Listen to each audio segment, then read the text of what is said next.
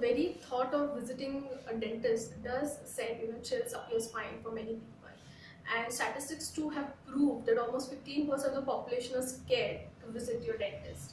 Now, a phobia is basically an intense and an unreasoned fear.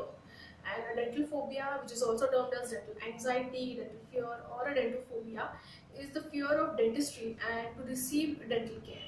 Now, education is the only and the most important key to combat this dental phobia.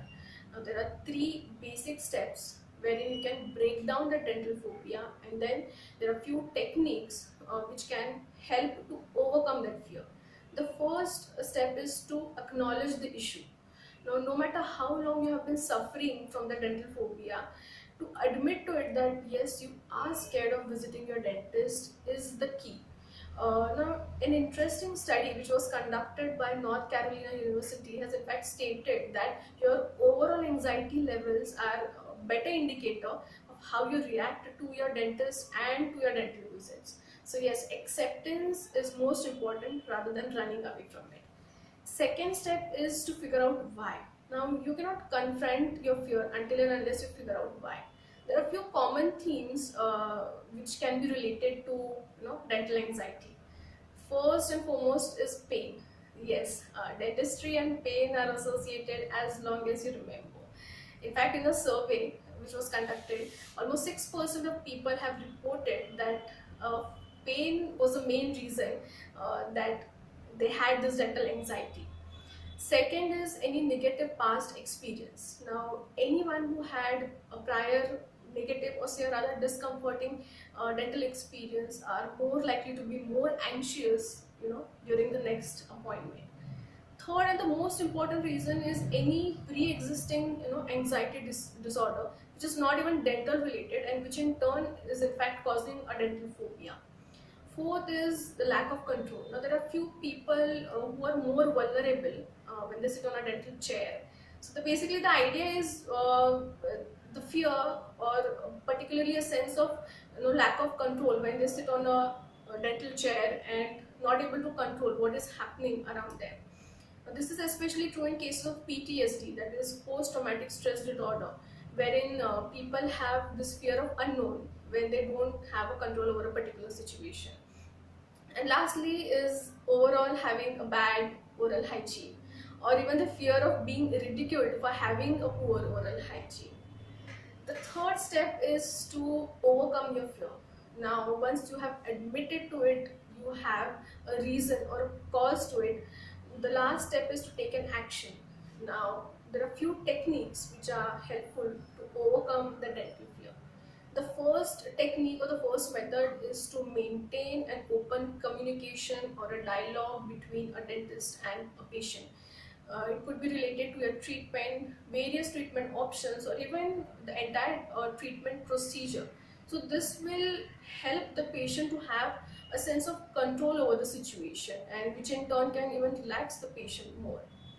Now, the second method is a simple distraction therapy. Now, it can be as effective as any of other relaxation technique.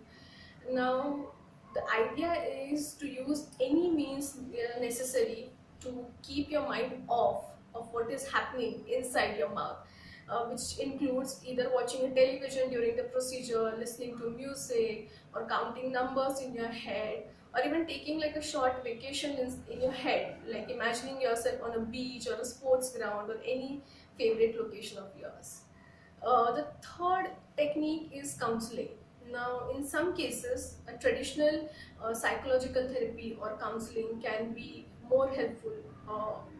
Like the counseling therapy does teaches you certain coping strategies which are more helpful to deal with real life situation. Fourth is the relaxation technique. Now, there are certain techniques like controlled breathing or deep breathing, wherein you take a deep breath, hold it, and then letting it go like slowly.